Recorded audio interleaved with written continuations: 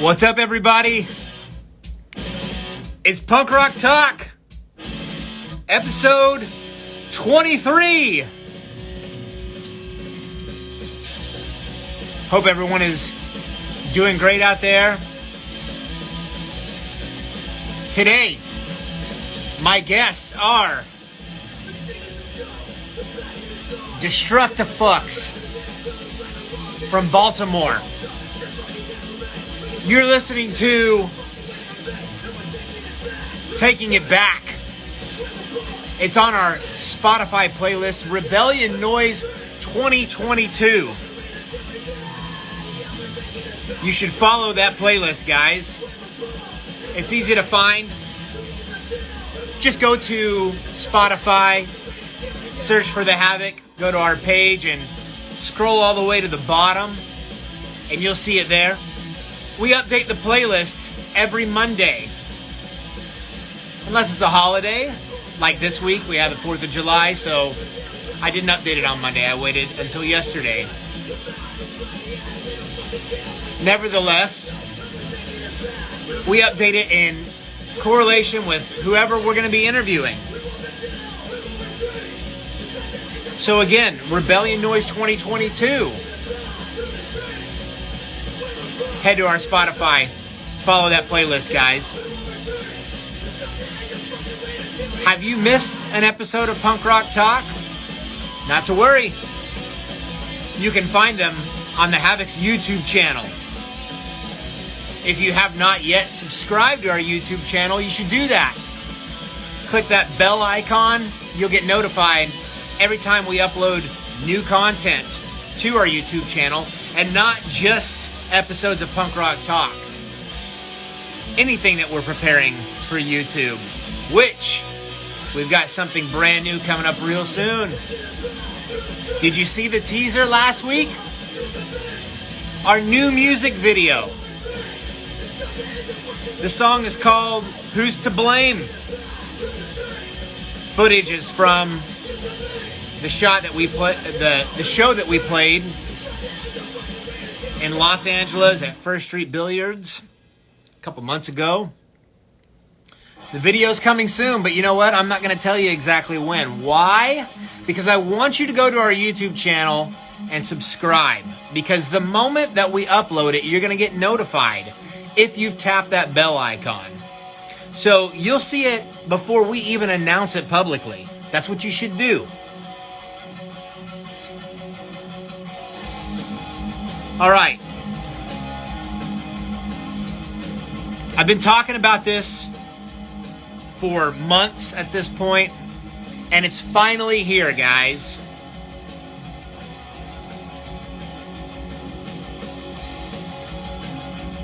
That's right.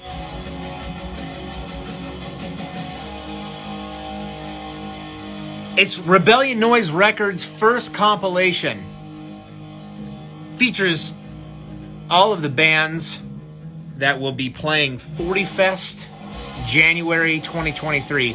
Actually, there's more bands that have not been announced yet that are not on this compilation. We're going to be releasing more than one of these as we continue to make announcements. But this one's got 15 bands on it. All killer tracks. The best thing about this compilation is it's free. We're not asking you to pay anything for it. The bands are all going to get copies to pass out at shows, have it on their merch tables. So, keep an eye out for that. I'm thinking about setting something up to where you can message me with your address so I can send you a copy as well. We'll see. It's kind of early. But, yeah, it's finally here. If you have not followed Rebellion Noise Records on Instagram yet, search for us on here and go ahead and follow that page. We're going to be making a lot of announcements on that page for bands that are playing 40 Fest and other shit that we're working on. All right. This episode of Punk Rock Talk, as well as every episode of Punk Rock Talk, is sponsored by Dead and Buried Inc. That's Dead and Buried INC, not INK. Are you in a band? Do you need merchandise? They are your source. They can print anything you fucking want. T-shirts, patches, stickers, buttons, you name it, they can do it. Banners. You can find them here on Instagram at Dead and Buried Inc. or online at deadandburiedinc.com. Again, that's Dead and Buried Inc. INC, not INK. Do you want Havoc merch? That's where you're going to find it. Go to deadandburiedinc.com to check out our online store. All right. Having said all that, it's time to invite our guests. If you have questions for myself or Destructafux during this interview, tap that question mark icon on your device so that you can submit your questions there. Please don't put them in the comments section. They just go by too quick, and except for some of these comments I'm seeing right now. INC, not INK. That's fucking right. All right, here we go, guys. Let's go ahead and get this rolling. Again, if you have questions for myself or Destructafux, tap that screen so you can put it there. Invitation has been sent. Hopefully we get these guys on here real soon. There we go. Hey. What's up, fellas? What's up? Man, it's a hot summer day. That's what's been going on. Hot as balls. We got the fireplace going. You probably can't see it. Just trying to warm the old testicles, you know. You guys need to light that bitch up right now.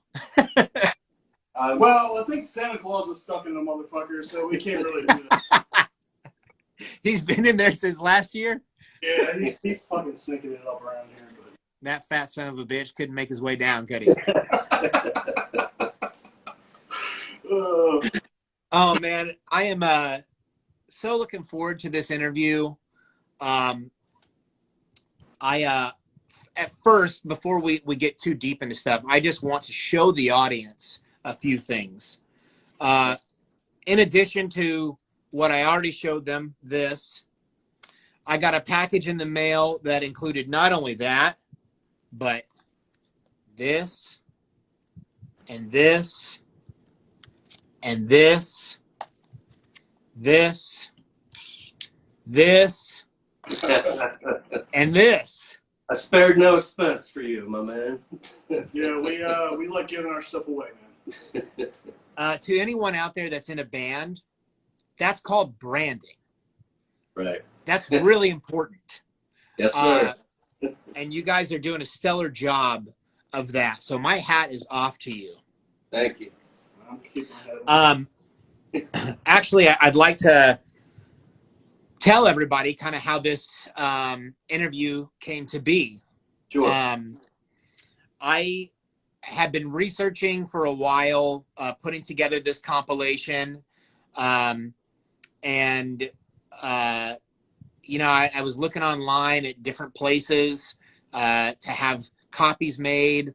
And then my partner, Bill Johnson, of 40 Ounce Booking, said, nah, man, I got some guys that are in the scene.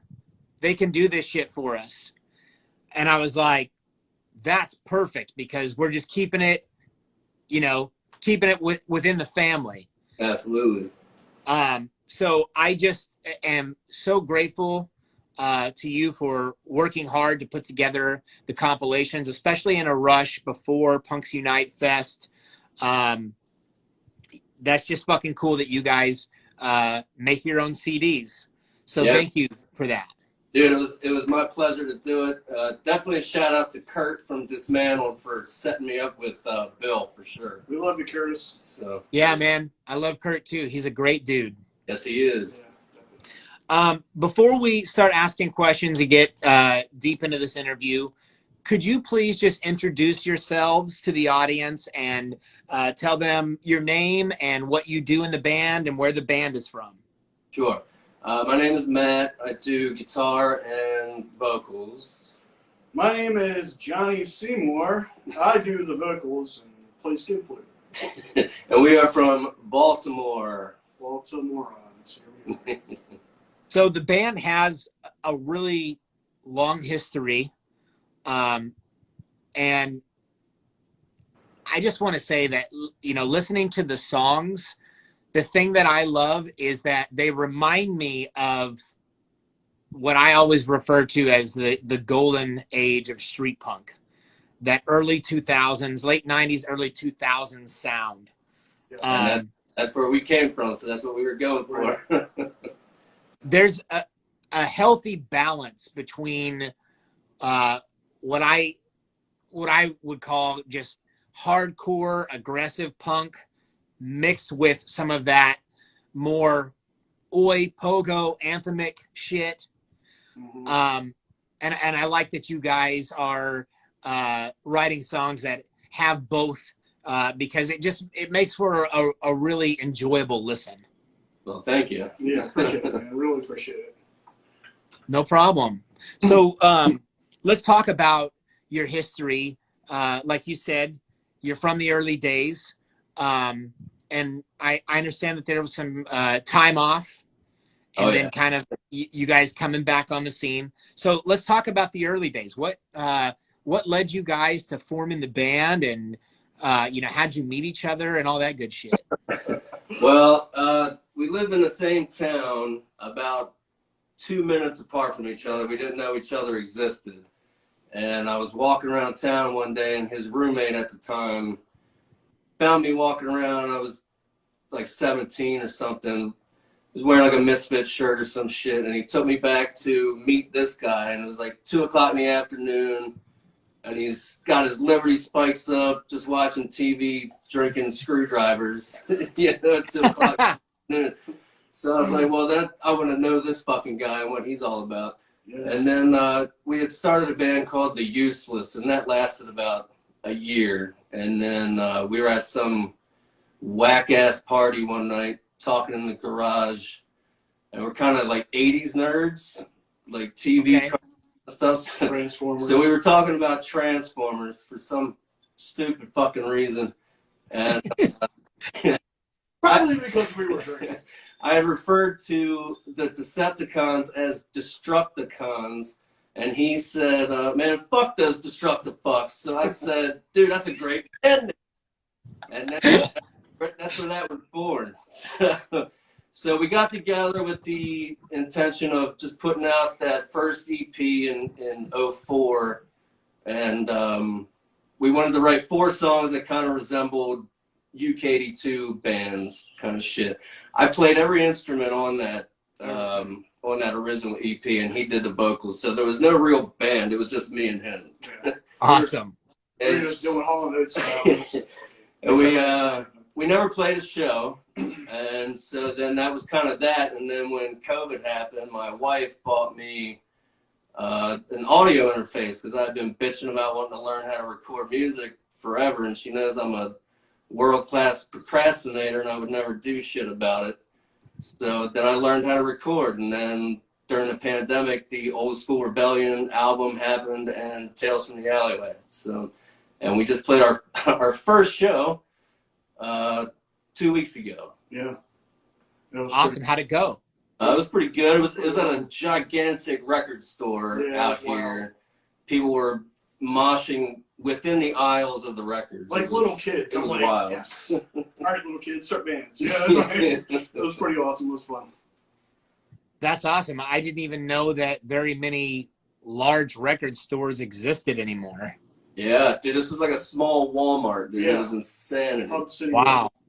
With the exception of like Amoeba Records, you know, like every other record store I've seen in the last decade has been tiny. Yeah. Oh, yeah. So that's cool. You guys got more shows coming up. You're playing this weekend, right? Yep, in Philly. Thank you to Jason Clank for setting that bad boy up. Yeah, that's going to be awesome. It's going to be a banger, dude. Hell yeah, man. I've had Jason on the show, and I talk to him fairly regularly, and he's doing a lot of hard work out there. Yeah, we met him in Chicago at the Sounds of the Street Festival when we were out there, and that's how we got in touch with each other. So I found out he was from the East Coast, so he hit us up about that show. So great going for that one. Yeah, he's a really cool dude. Shout out to Josh Nutting from Sounds of the Street Fest, man. He's a great guy. Absolutely, dude. That festival was a great show, dude. It was what I've been waiting for 20 fucking years, dude. fun, dude. It was people and good times. You said earlier that you guys are kind of like 80s nerds. Yeah. I'm the same way. I was born in 82. I'm so 81. right on. 83. So like the late 80s, early 90s, mid 90s is all kind of like, you know, I guess I look back at that time with rose-colored glasses. Yes. I love all that shit. And you're talking about Transformers and like commercials and shit. Man, I just this last weekend, I think it was Saturday. I was laying in bed that morning with my wife and my daughter. And I just went on YouTube and searched retro Halloween commercials. Dude, that is me. I do it all the time. Every Halloween, I watch them, dude. Dude, that shit is so fucking cool. Like seeing all those old school commercials, you know, like for all the different grocery stores or like just the different products, you know, and like everybody's in like, you know, generic costumes, but it's just so fucking fun. I miss all that old shit, man. Where's it now? It's all about fucking like pills and shit. What the fuck happened? I don't even think like major corporations make commercials anymore for like for Halloween or really any holidays other than Christmas, maybe. Yeah. Christmas is the cash cow. Yeah, it's crazy.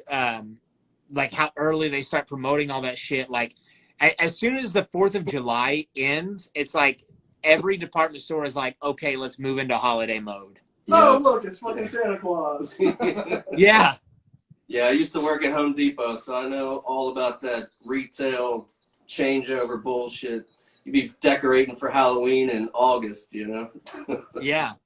Well, so I'm a huge Halloween nerd. Oh, hell me too. yeah. And Halloween drenched. Horror movies. Yeah. That's me. well, I was born on October 29th. My due date was the 31st, but That's being my an dog. impatient Scorpio, I was like, I've got to come out and rule the world now. Fuck the 30th. So- Oh. So I've got like all of these like good memories of Halloween because it's, you know, falls with my, you know, in line with my birthday. Dude, And what's what's that? get Halloween presents? Like Halloween that would have been cool. Here's your Hell yeah. happy birthday. But yeah, man, like I'm always paying attention to what's happening with Halloween like every year. And like this year, Home Depot already announced online their collection of shit. Like I think it was 2 days before Lowe's was supposed to announce theirs. It's funny seeing like, all these retail companies like be so fucking petty with each other. Yes. I worked at Home Depot. They told us to look out for Lowe's spies within the stores. Fucking unreal, dude. Unreal. That's wild. So speaking of day jobs, you worked at Home Depot. Do you have a background in like construction or anything like that? No, not really. I was a merchandiser for them. I did like resets and built all the displays and stuff like for the Halloween and Christmas stuff. I'm the one that used to build all the big inflatables and shit. But no, I don't. I mean, I polished concrete for a little bit, and that was the worst job of my entire fucking life. Our drummer actually got me that job, and I hated every fucking second of it. So I got out of it as quick as I could. What was it that you hated about? Like, what was so bad about it? I was making $12 an hour and working like 18 hours a day. I've never seen that concrete polish equipment, dude, that shit is monstrous. I know you do carpentry and shit, but Yeah.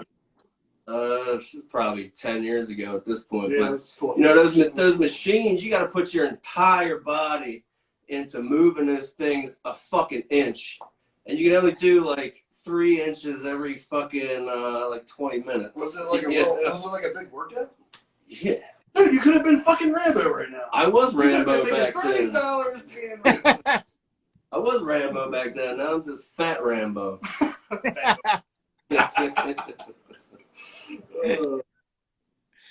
Man, that's craziness, dude. Like, yeah, working construction, you know, like today was a perfect example, man. It's like 104 outside. Jeez. And I don't know what it is about every time I'm on a job site in the summer, if I'm working indoors, the goddamn air conditioning doesn't work. It's like they do this shit on purpose. Never, dude, never. Yeah, it's the worst. And then it's like going outside is hot as balls, but it's almost better than being inside. Yeah, it's like 94 here with 150% humidity. Yeah. So it's Oh, shit. like a fucking swamp. You don't when you even walk need a outside, sprinkler. dude. Just fucking.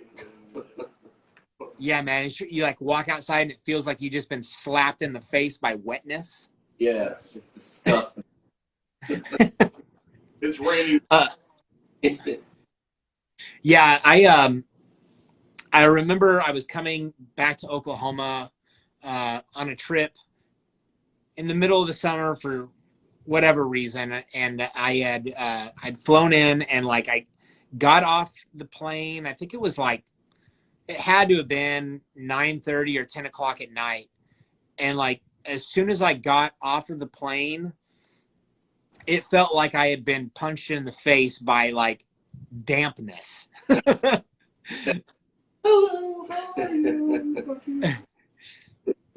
And it's like, man, like I'm so glad that I don't live here anymore. You know, that's why I was living in Southern California, because the weather there is just like always so fucking gorgeous, and you know, it's ideal, you know. Yeah. Oh, yeah. But there's also other bullshit there that sucks to deal with, you know, like it costs way too fucking much to live there. Oh yeah. I know all about fucking. Yeah, we got some homies out there too, and the dog-faced bastards. They're always sending us pictures of like the beautiful palm trees and all that fucking shit. And I want to get jealous, but then he's like, you know, oh yeah, there was a massive gang shooting down the street. You know, it's like, oh my god, dude. Yeah, we played with those guys a couple months ago, man, and they were rad. Yeah, they are rad, dude. I you. love those fucking guys, dude. And they really know how to work the crowd too, man. They get everybody in the crowd barking. Absolutely. Yeah, I know. It's their fucking dog call, dude. Yeah, man, it's fucking cool. Like, I need a shit like that. Dude, it's definitely an original band, dude. Yeah. it's a cool like little niche, you know. Like, it's a good way to just, you know, stand out and kind of market your band. Absolutely. Very Absolutely. cool dudes. Very cool dudes. So let's talk a little bit more just about music and the band, and what all you guys have planned for the future. Like, you're talking about learning how to record during the pandemic. I think it's so fucking cool that we live in an era now where you can do that. You can record shit from the comfort of your own home if you're willing to just sit down and learn how to do it. What was that like for you? Fresh. Well, at first it was intimidating as fuck. That interface sat in that box for probably a month before I actually plugged it in. Because, I mean, I've known many people that have done it, and I see all the, you know, the faders and the plug-in buttons and all that fucking shit, but when it's on your like computer screen, it's not as intimidating as having that big ass fucking thing sitting in front of you. But I just watched a bunch of YouTube videos because I had nothing but time, you know. Sure. I figured out how to do it, and YouTube, you can figure anything out, man. you know, occasionally got better at it once I learned, you know, all your EQs and all that other technical bullshit that I couldn't wrap my head around. But, yeah, figured it out. I'm not a master by any means, but I like what I've done so far. Everything you've heard, everything you've heard on the Tales from the Alleyway and Old School Rebellion, that's all that's all me. I recorded all that stuff. Yeah, and man. Mixed it, mastered it, everything. He's a fucking wizard right now. That's awesome. Do you have an 8-channel interface? No, it's just 2. That's funny, man, because I was just gonna say, like, you can do so much with just 2 channels. Yeah, it's a lot more work, but you can still make it happen, man. Absolutely, man. Like, last year, I was working in South Texas and staying in an apartment down there, and so whenever I was done with work for the day, you know, I had nothing but time on my hands. So I just had a little 2-channel interface, my laptop and my guitar, and I wrote so much shit with that. Oh, yeah. And now, thankfully, our drummer has one with like 16 fucking channels on it. he's got a Neil Peart size fucking drum kit, so he needs all them extra microphones and shit. But yeah, I was gonna ask about that because the drums are super solid and the drum fills are really good and technical. Right. Well, and I'll let you know a little secret about that. That is a drum program I used. Okay, so you did program the drums. Program the drum. That's why they sound so in time and good. But our drummer that we have is a fucking goddamn monster. Dude, so I've played with him for the last 20 years in various other bands, and he's a fucking beast. So our next recordings will be full band recordings. You gotta understand, these were like COVID times. So we were like in a basement, Destructafux. Thursdays, me and him just doing it. Yeah. So, Sure. You know, it was in my basement, and I built a little vocal booth in my closet, you know, like you do. Slap up some fucking foam on the walls. Didn't work. Didn't work with the shit, but we still got it. You know, still made it happen. Yeah, we made it happen. Yeah, man, that's what it's all about. DIY until you die. Right, that's right. DIY, you'll fucking die. No, I do the same shit, man. Like, where I do Punk Rock Talk, I'm in my home studio right now. So just across from me is my desk with my interface and, you know, all of my instruments and shit. And like whenever I'm working on new stuff, I always just program the drums because, you know, like I have an idea of what I want them to do. Exactly. And then that way I can just take that and send it to my guys. Yes, they sir. can listen to it and be like, okay, we get it. Now let's, you know, do our thing. Right. And they'll put real drums to it and, you know, they'll re-record all the guitars and shit. Yeah. But it's great that, you know, we can use the technology that's available to us so that we can make a lot of progress in a short amount of time these days. Yeah. Yeah. And that's what I do. I demoed, like, I've got a shitload of new songs. I guess that'll be for the what's coming up in the future part later. But and we're progressing. We got some songs that are just gonna be like, fuck, how the hell did we even make these songs? But for like demo purposes, you just throw them fucking fake ass drums on there, and it's not like the '80s where, you know, it sounded like you're playing a keyboard or something. You know, it's like actually people go into a studio and record this shit, and you just loop it. You know, it'll be like 11 and I'll get a fucking message from him. Check your email. New shit. Here we go. I'm like, but it's to just demo something and send it to your boys and be like, learn it, and then we'll meet at practice and figure it out. Yeah, know? so all of our shit is new shit. 1, 2, 3, 4, 5. Right. I have it labeled new shit, and then the numbers go up and up and up. So it's going to be new shit forever until we're old as fuck. I'm up to new shit 22, I believe now. Yeah, the thing that I love about, you know, tracking your own demos is that you don't have to answer to anyone but yourself when it comes to the time that you're putting into it. Right. And you can sit there and, you know, rework the structure of the song over and over until you feel happy about it. Absolutely. Right. And so that's what I do. If I'm writing something new, like I'll tweak it and tweak it and tweak it until I'm happy with it before I even send it to my guys. Yep, me too. I'm the same way. Yeah, man. And, you know, you don't got to pay for studio time. You can do it whenever you get a free second. You know, I got a 3-year-old at home that is a little terror at the moment. So, you know, it's hard to break away. My only free time is pretty much from 8 p.m. until 11 p.m. So I got to squeeze. That's when I made those CDs too. Was during those hours. Yeah, you so, find the time. I had to do a lot of crunch time. Well, I can relate to that. My daughter's going to be 1 on the 16th, so just around the corner here. Well, you're in for a treat. Wait till they're 15, like my son. Yeah, wait, just you wait. I have a 17-year-old as well. She's evened out a little bit, but it was wild there for the beginning of those teenage years. I'm going for through sure. a wild ride right now. Yeah, I can only imagine. I know that's going to be in my future, but I'm just trying to enjoy, you know, this stage of her being a baby. And, you know, she's mobile now, so she's crawling around a lot and standing up and, you know, cruising and trying to get into things. And so I've had to be on a lot more high alert. Yep. Oh, yeah. But the good thing is that we have her on a very regimented schedule, and she's in bed every night by 7 o'clock, right. 7:30, like at the latest. So once I've got her down, you know, that opens up the rest of my evening. And that's the time that I use to work on music or just have, you know, family time with my wife or go on a date or whatever. But those precious few hours, that's like, it's when you got to just be in the zone, right? Thing to me. And then, you know, like you were saying, you got to squeeze time in with the wife too, or else, you know, they get a little upset too. Yeah. So it's all a balance. That's the thing, man, is like talking about being 80s nerds.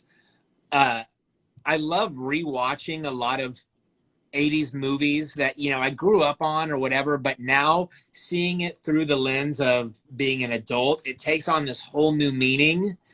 And I had recently watched the original Karate Kid movie. Yes. And Mr. Miyagi was teaching Daniel about balance is the most important thing, not just with karate, but in life. Your whole life is all about balance. And like, you know, seeing that now as an adult, I'm just like, God damn it, he's right. All right, back then you were eating a fucking McDonald's hamburger, not giving a fuck. Yeah, I love this movie. Yeah. Means something, you know? Yeah, shit. Man, it's cool. Him back then. Took me 38 years to get that shit up. Thanks. Right? It's weird. It's like, how come I wasn't paying attention to that when I was a kid and like remembered it? I guess we don't remember much about any of that shit from then. You know, we get wiser when we get older, you know? We like see things in a different lens, like you're saying. You know? But I think it also makes us better musicians. 100%. Time definitely fixes that. I can assure you of that. You ever wish you could go back in time to see some shit you never seen before, like back to like 82 and go fucking see like Major Accident or some shit? Yeah, actually, I've talked about that a lot with several people, but especially my wife. Like, if the, you know, existence of time travel was real, I'd love to actually go all the way back to the 50s so that I could witness the birth of rock and roll. Fuck yeah, yes, dude. That's awesome. Dude. Chuck Berry's my man. Man. Like if I could have witnessed that and lived through all of the decades to see it progress, I can't imagine, like, you know, people like my parents that are in their 70s now, like they lived through that shit. And like, for them, like, you know, to see the advancement, not just of like music, but technology, it's just got to be mind blowing. Oh, I couldn't. Yeah. My grandmother who passed a couple years ago, she was 93 or something. Just couldn't grasp the concept of a cell phone. It was, she could work a computer a little bit, but she didn't know what the fuck email was. Right. She was like, why the fuck are these people sending me letters on my computer? Yeah, dude, like when we were kids, we had a fucking house phone, right? You had it on the wall. was it. And We didn't have a fucking cell phone. It was like a Swiss Army knife. You got everything on that goddamn thing, you know? It's wild. Yeah, man, I remember the days of, you know, having the landline and then like the introduction of the internet and America Online, and like if you wanted to go online, like that meant that the landline wasn't available. got that nice little chirp in your ear. Somebody picked up the phone. You're like, Mom, get off the fucking phone. That's Punkcore Records, dude. That's when I found out about Punkcore. I would send my fucking lunch money in the mail. I would, you know, I had a little form filled out, get my records, you know. Oh, yeah. Dude, it was so pumped back then. I love that shit. It was great. Yeah, you know, like I've talked about this on the show so many times, and I'm just going to keep talking about it because I think it's important for those of us that grew up in that era and are still in the scene, but also the people that are new to the scene and, you know, weren't alive back then and didn't live through that. Like the importance of physical media. Yes. Exactly. You know, like you're talking about Punkcore Records, you know, it started off as a mail order catalog. Or just like record stores, you know, like you wanted to go find new music, you had to go someplace. Right. You know. Angry on the world. Yep. Get AYP on the weekends. Back when they still had fucking smoking at McDonald's and shit. Yeah. We're only about an hour and a half from Angry on the Porch, so we used to go there every fucking payday and just spend the whole damn check on records and CDs and shit, and it was probably bought better times. Probably bought the Havoc back then. I bought the Havoc record from there for sure. You bought it from Angry Young and Poor? Yeah. Cool. Absolutely. Yeah, man, back in the day. I bought everything that came out on Punkcore Records, dude. I was a whore for Punkcore Records and Charge Records too. You know? Sure. Everybody. Well, that's kind of, you know, one reason why I wanted to start this new label, Rebellion Noise. Like back then, it was kind of like Punkcore was like the source for street punk, especially. Yeah. And now, you know, I don't think it can ever really be like that again. But I can do my part and have something that, you know, is inspired by that.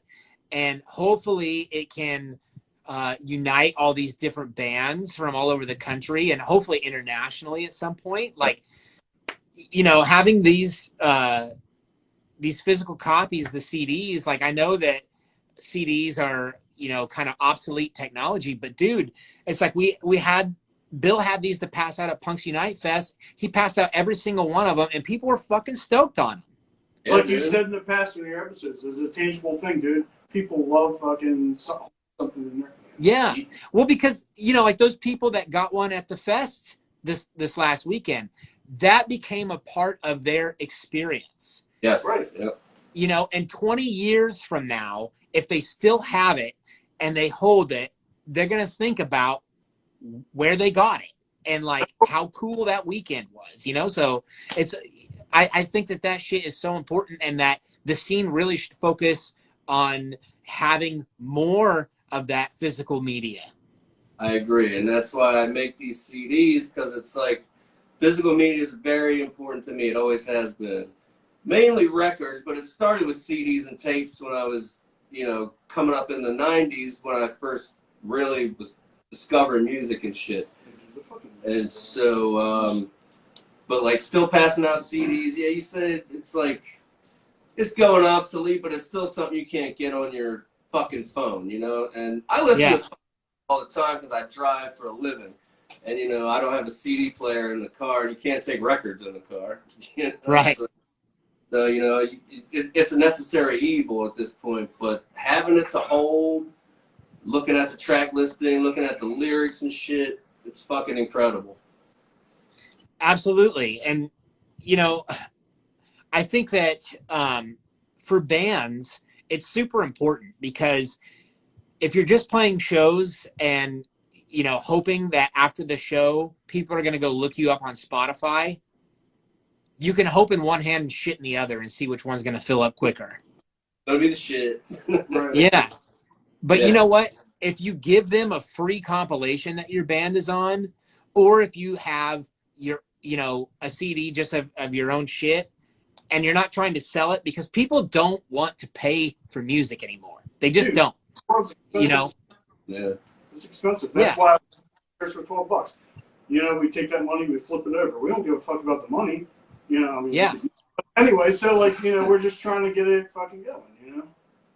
Yeah, man, I think that bands should stop focusing on trying to make a buck off of their music and just get the music out there for free as much as possible, because that's how you're going to gain fans. And those fans are the ones that are going to buy your T-shirts. Correct. Yep. Absolutely. Man. Absolutely. That's why we, you know, when we went to Sounds of the Street, we took like 70 CDs of the Tales from the Alleyway and handed them out all fucking weekend long, dude. And like, it sounds lame, but the Instagram followers kept popping and popping and popping and popping. You know, people were listening to that shit. You know, you give it away for free.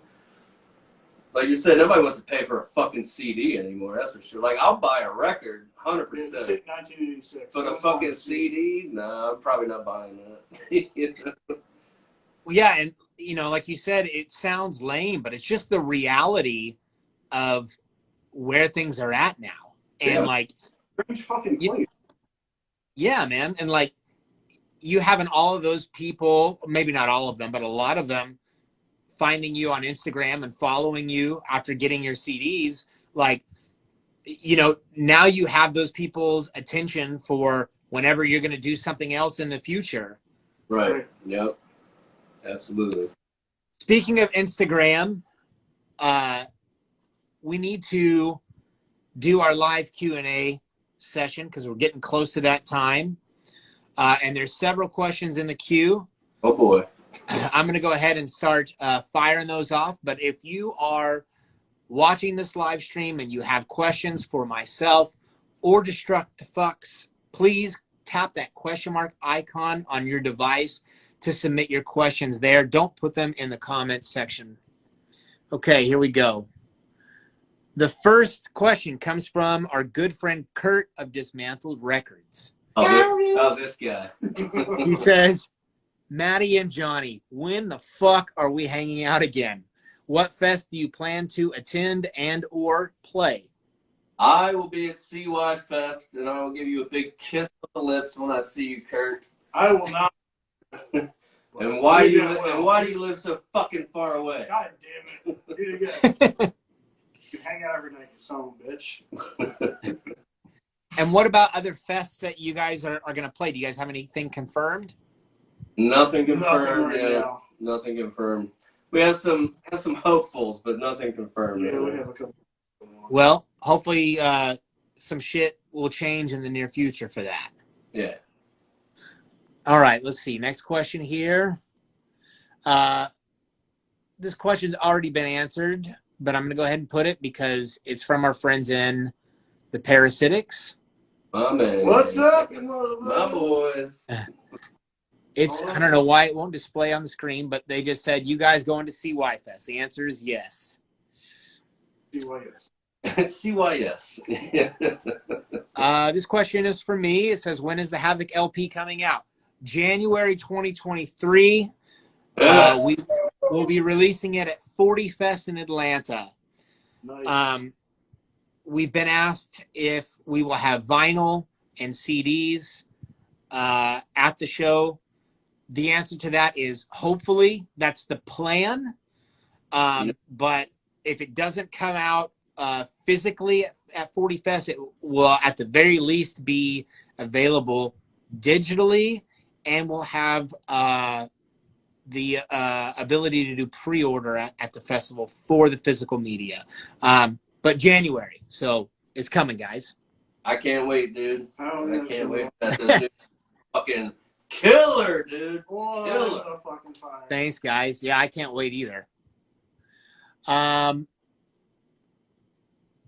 This comes from Master Jeff 1369. He says, came in, what were they saying about dog-faced bastards? Nothing but positive dog-faced. If you haven't seen fucking dog-faced bastards play, you're a fucking idiot. The end. I haven't seen them play. So I guess Yeah, I'm we're gonna- fucking idiots. They're great. Love those guys. Check them out, man. Check out No Face. Yeah, they're on Spotify. So if you're listening to this and you want to check out Dogface Bastards, head over to Spotify and look them up. I've had them on the Rebellion Noise 2022 playlist, and I'm going to have them on there again for sure. And hopefully, I'm going to get them onto an episode of Punk Rock Talk in the near future. Yeah, the drummer John is actually originally from Baltimore, so I used to be in a band with him back in the day. Oh, that's cool. I didn't know that. Yeah, called Blackout Brigade. And, yeah, we did some good things over here. And then he moved to Cali and got up with those guys. So. Right on. Well, I can tell you that they put on a great live show, man, and they're definitely tight. And you can't be tight unless you've got a good drummer. So, Excellent. Yeah, I'm actually sleeping. say that again.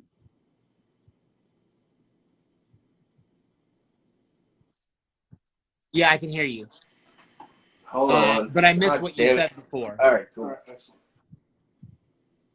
No, I said I'm actually sleeping on his couch when I go out there for CY Fest, the drummer's couch. Yeah, and I'm sleeping in his bed. So Awesome. This next question comes from Juliana Dentata. Oh, my wife. Okay. Destructafux for new fans to get a good introduction to your music. What are the top 3 songs you would recommend? Taking It Back for sure. that's number 1. Tales From The Alleyway and Beer Patrol. Yeah, Beer Patrol was like 25 years old. No, it's not that old. How old is it? It's 25 years old. I wrote that song when I was like fucking 18, maybe 17. I don't know. We just carried it along, you know. But yeah, that's the 3 I would recommend. Until the new one. Yeah, taking it back, man. I think that's the first song that I listened to, and like within, I would say, like once it got to the first chorus, I was like, yeah, this is right up my alley. Yes. Then we did our job. It's the fire. Hell yeah, man. That's a little hymn right there. Yeah, that song kills me live. I'm the one that's got to sing that fucking monster, dude. I mean, singing is the worst sometimes, but I'm not the best at it, but I don't give a fuck. I don't give a 10 shit. If you don't like it, fuck off. All right, what's up? Next question. Actually, isn't a question, but a comment from our good friend Bill of 40 Ounce Booking Atlanta. He says, shout out to Destructafux for the CDs coming in for Punks Unite Fest. What's up, Bill? Billy boy. Anytime, my man. Anytime. It was my pleasure. We got a few more here from Master Jeff. I'm going to go ahead and display all of them because he's my homeboy. I got you. He says, bro, I invited Tony from Dogface Bastards. He and some others from Punk Rock Fight Club. So maybe they'll tune in here if they haven't tuned in already. He says, we already talked about this, but we can go ahead and put it out here. What year did Destructafux form? 2003. Was it that? Yeah, 2003. The first EP was 2004. Then we took like a fucking. And then we took a 19 years. 16-year break.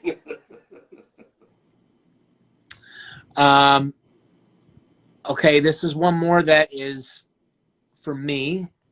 Master Jeff again says, where can we see the video from the First Street Billiards show you did with No Consent and Tom and the Knuckleheads? The answer to that is nowhere right now. We do have it. We have not released it yet. The music video for our new single, which was shot at that show, is completed. And we will be releasing it very soon. We put a teaser out for that last Thursday. If you want to see it before we announce that it's out publicly, you need to follow our YouTube channel and tap the bell icon there. You'll get notified as soon as we upload any new content to the channel.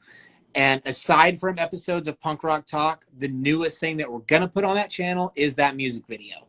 So that's going to be your first peek into that show. I'm not telling you when.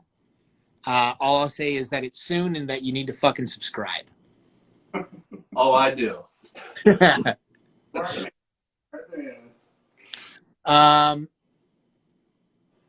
Okay, we've got one more here from, I don't know why this says it couldn't be shared. So I'll just read it out loud. This comes from Darth Pogo. He says, "Don't know you guys, but I am interested in hearing you guys. Please keep putting out music." Absolutely. That's the plan. That is the plan. Yeah, we have a lot of fun stuff going on. Oh, yeah. Shit. Yeah, Jason, I gotta ask you a question. Yeah, fire away.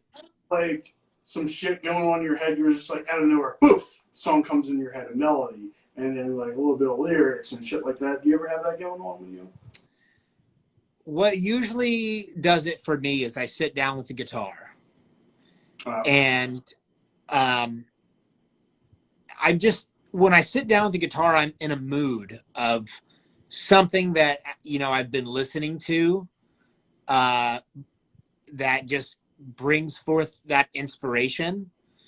Kind of like what you guys do. The Havoc has like what I call just kind of like two faces. We have like our fuck you, we're pissed off face, and that's like the real aggressive shit, the faster shit. But then we have like, the more rock and roll influenced stuff. Right. And depending on what I've been listening to, that just inspires me to sit down with the guitar. And once I've got like a riff down that I really like, and I start, I track it and I put the drums to it, and I'll throw a little bit of, scratch bass on there. The words, or at least the cadence for the words, is kind of already forming in my head. So normally it's not like actual, words or phrases. It's the cadence that's happening. Or like I hear like, oh, like this part would be really cool for a gang vocal that's like 3 syllables or whatever. Yep. And then I have to walk away. And once I walk away, that's when this whole other process starts. It like I just refer to it as marinating. It's marinating in my brain, and like I can't not think about it. Right. And then those cadences, that's when the actual words start to kind of come to the surface. And then it continues to evolve from there. Nice. That's cool, man. That's cool to like understand your process. It's cool. For me, I'll be scrubbing the dishes and I'm like, and then like chorus will come in. And it's just like, and I'm like, oh shit. And I talk to Matt. I'm like, Matt, I got this. Here's what I got. And I also have a question for you. Where are Fire away. Where are the records inside of those fucking sleeves behind you? No one's ever asked. Watching this, it's been driving me crazy. Where are these fucking records? They're actually mixed in with the rest of my collection, which I keep in this room. Okay, cool.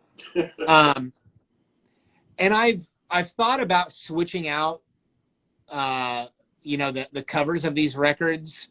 Like, I don't know, every other month or something. But I don't know. I like the way it looks, and they're some of my favorite ones for various reasons. I think a lot of it is because these are the records that I purchased like when I was first really getting into street punk.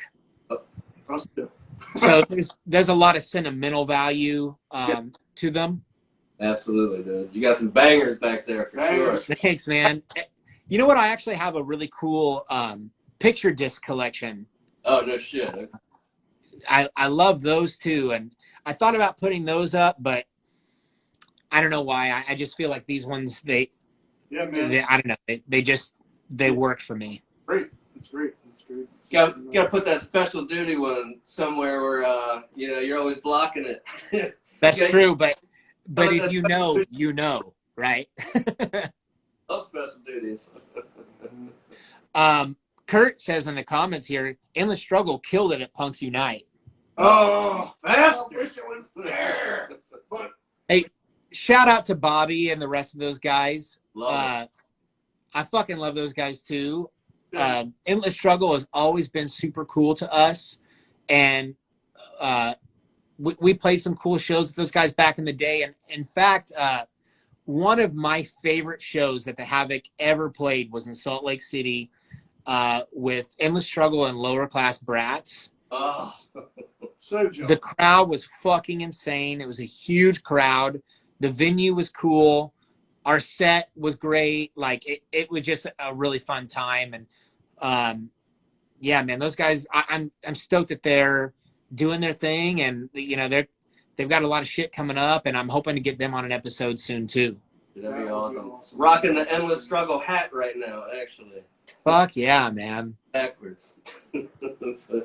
Those guys are working on new music too. I know. I can't wait. Can't wait. Oh yeah.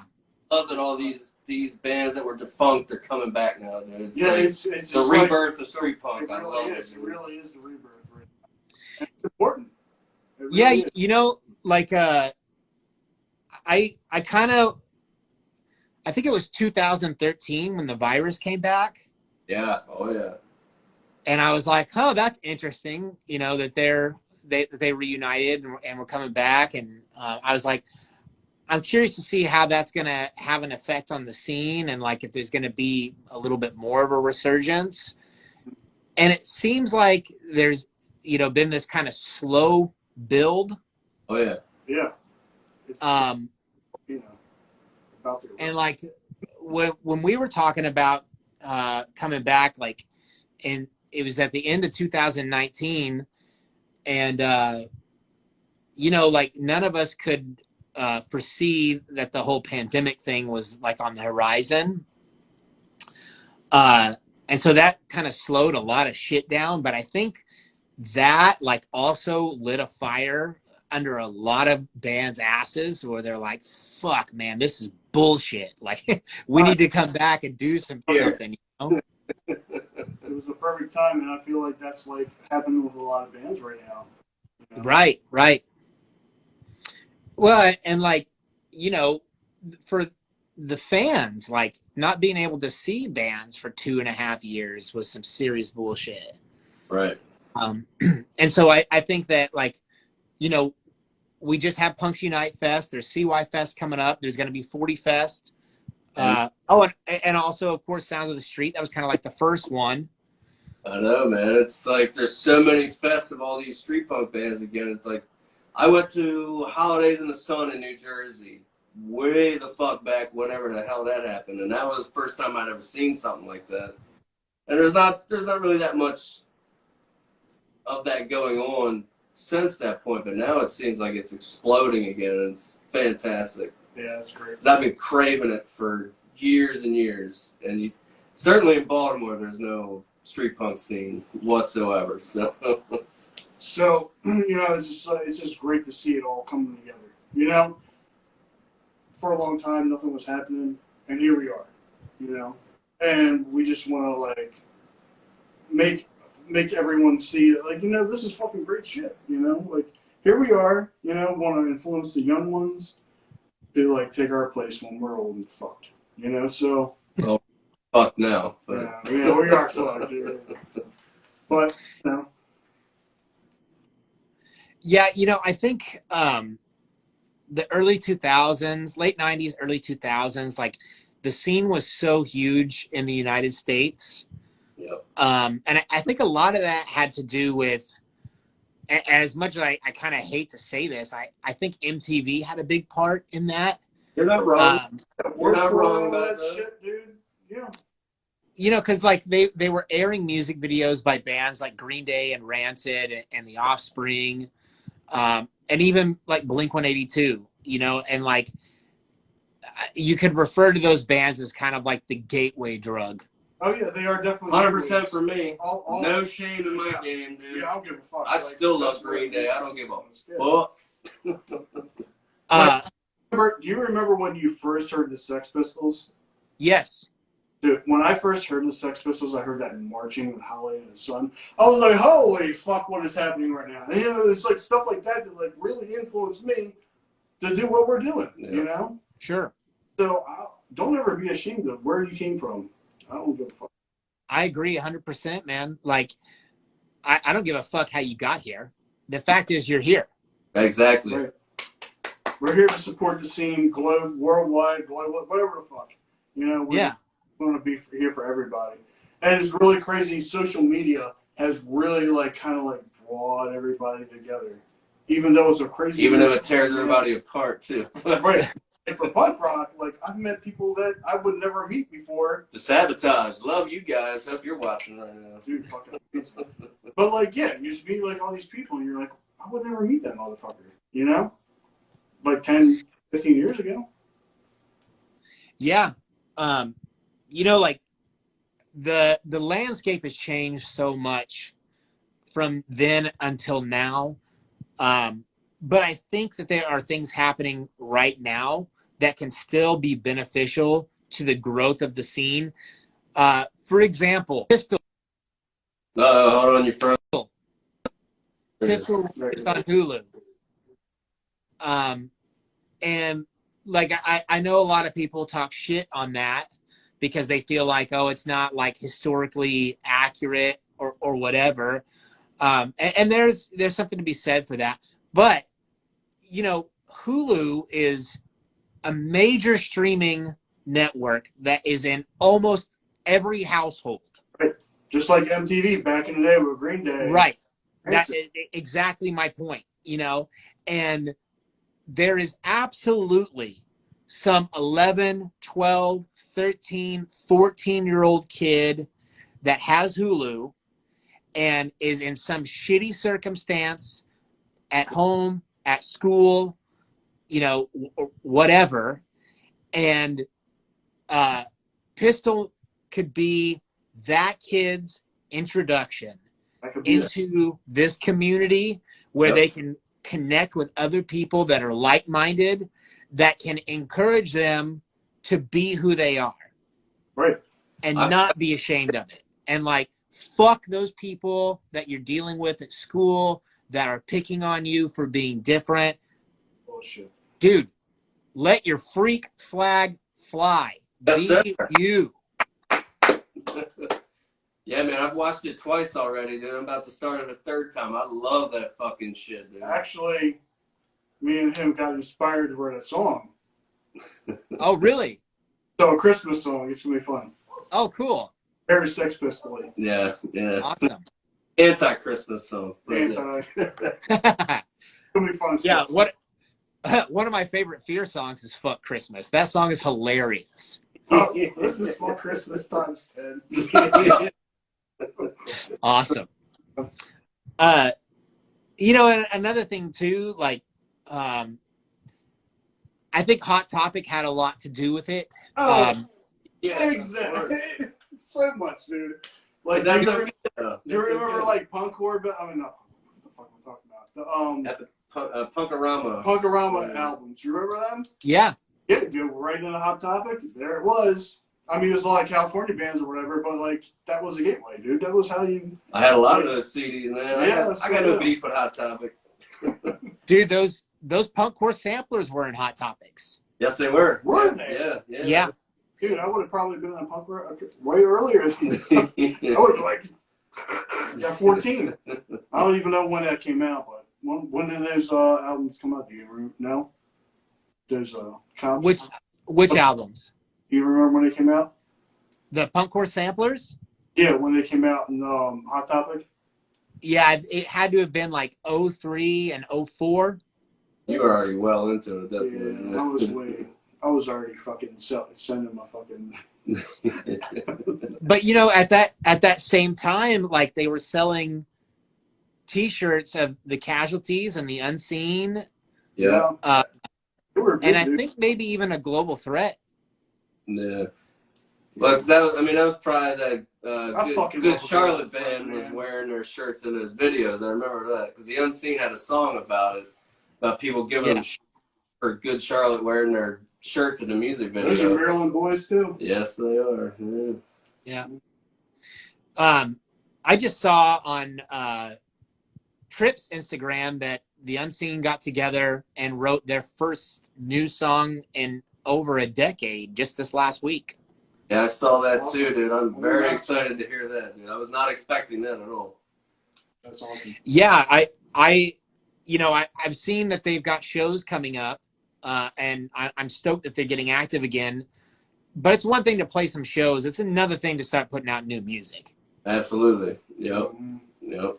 I hope they continue to do it as well. I mean, I'm sure it took you guys a long time to get back into the swing of writing new music as well as playing shows, you know? Yeah, I mean, there was a lot that had to be sorted through. But the main thing was just like even wanting to do it. There is that. Yeah. But yeah, like I think the Unseen, like putting out new music, could really have a big impact on more of a resurgence of the street punk scene. So I hope they do it, man. Maybe they're going to do a new record. Who knows? Yeah, they're definitely one of our biggest influences from the 90s and early 2000s for sure. The first time I saw them was on the Anger and the Truth tour cycle. The best album. It's so fucking good, man. So that record came out, and like I remember listening to it for the first time, and just was the first track. Yes, Living Fear, dude. Well, the production value is like undeniable on that record, right? Like it sounds large and clean, but still gritty and aggressive at the same time. Yeah, man. But yeah, like they were on tour with Anti-Flag, and they weren't coming through Oklahoma City. The closest place they were going to be was in Kansas City, Missouri. Been there. We've seen them a couple times. They came to Baltimore a couple times. But yeah, Kansas City, Missouri. I saw Blitz there. But you were saying. Yeah, so I wanted to go see them, and like none of my buddies could go for whatever reason. But there was this other guy that I went to high school with that was also a punk, but for whatever reason, he and I we weren't really friends. So we just kind of like would be cool with each other and say what's up in the hallway and that kind of thing. But like I wanted somebody to go on the trip with to help chip in gas. And like it was a long drive, and like, maybe we could take turns driving or whatever. And so I invited him. I was like, dude, do you want to go see the Unseen with me in Kansas City? And he's like, I fucking love that band. That'd be cool. Oh, yeah. So we drove. It's like an 8-hour drive from here. So we went. Jesus. And it was fucking cool, man. And I saw Scott walking around the venue before the show started. And I told him, like, hey, man, I drove 8 hours to come check out you guys. And, like, I can't fucking wait. And, it's fucking cool. Like, this new record is badass. And he got this look on his face like, holy shit, you drove 8 hours for this? Right. Right. I mean, they were so green back then, They're just like blown away that people were fucking so responsive to the music, Yeah. But it was badass. Them and Anti-Flag both kicked ass, man. It was a great show. I definitely had my Anti-Flag days. I haven't listened to them in a long time, so I don't know what they're up to now, but those resonated with me for sure. Those first two records, the yeah. songwriting is fucking stellar, dude. Yes. Underground Network was good too. I did enjoy that album as well. There's some good songs on it, but it started to get a little too polished for me. Yeah. Yeah, I can see that. I think a lot of it too was like the bass tone. Like it was like almost too good. Oh, dude, I mean, that dude can play bass, no doubt about Fuck it. yeah, he can, man. That guy's a monster on bass. But it was more bass than anything on that album. Oh, yeah. Hell yeah. Well, guys, I have been enjoying this interview so much and talking about music with you guys that I've gone over time. We'll give you time and a half, buddy. We'll give you time and a half. But yeah, I've got to wrap this up because I'm actually really excited to see my wife and daughter. So Absolutely. That's important. Very important. but I want to thank you guys for taking the time to be my guests. Again, thank you so much for putting together this and for sending me these. Absolutely. Really fucking stoked on them. And, you know, if you guys are in the audience, if you're in a band and you need CDs made, contact these guys and see what you can work out, man. It's all about us working together as a scene to grow this shit. And I'm telling you right now, having those physical CDs will make a fucking difference. Yes, they do. And thank you, man. Thank you for having us. Yeah, Jason, really appreciate it, man. Of course, man. I can't wait to see you guys live at some point, man. I definitely want to see you guys play. Oh yeah, we want you to see us play. Having said that, would you guys like to announce who next week's guest is going to be? Sure do. Next week coming up from Portland is fucking Crime Time. It's time. Crime Time. Shout out to those guys. Excited to have them on next week. Until then, this has been Punk Rock Talk, and this is Destructafux playing us out. That's See you guys later. See you, buddy. Henry from Noxious.